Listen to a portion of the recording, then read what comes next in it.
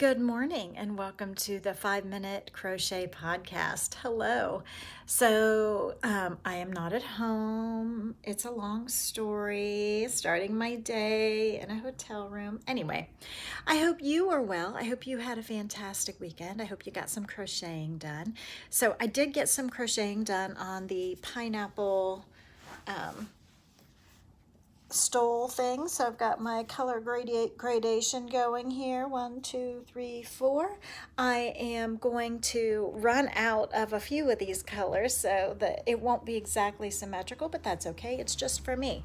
Anyway, I'll be able to write the pattern though, even though the yarn will be very different. I might add a pale color in the middle. Anyway, how about you? Good morning, Brian. I hope you all got some crochet time this weekend. So there's a big debate going on, I know, at least on Facebook, about yarn over versus yarn under. So I know Marley Bird, my good buddy, posted this on her Instagram story, like asking you all to vote what is the right way versus the wrong way. And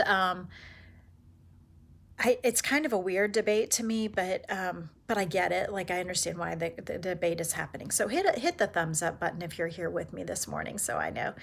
So the debate is that when you are creating a stitch, does the yarn come over the hook or under the hook? And I admit that I've not really explored this discussion and all of it because the way I was taught, and the quote standard way, is to do yarn over. And if you do yarn under, then your gauge will be different for the pattern because yarn over is standard, and that is the way most of us were taught to do it.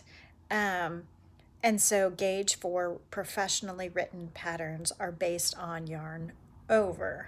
Okay, so there is a large group of people, especially people who exclusively do amigurumi, who prefer yarn under. Good morning, Linda. And they prefer yarn under because it makes less slant on the stitches, which looks better for amigurumi, which is cool, absolutely. So my viewpoint is just write a pattern to let us know if you're going to do something different than the traditional. So for example, I frequently say instead of on a double crochet piece, instead of chaining 3 and turning, if I am going to do something different than that, so that's the traditional, if you're doing something in rows for double crochet, that the turning chain is a chain of 3. So anytime I guess both times.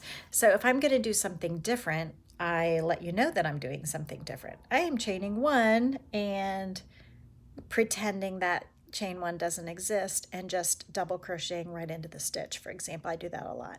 So I will specifically say that is the way that I am working that particular pattern. I don't assume that, I don't assume that you're doing it the traditional way.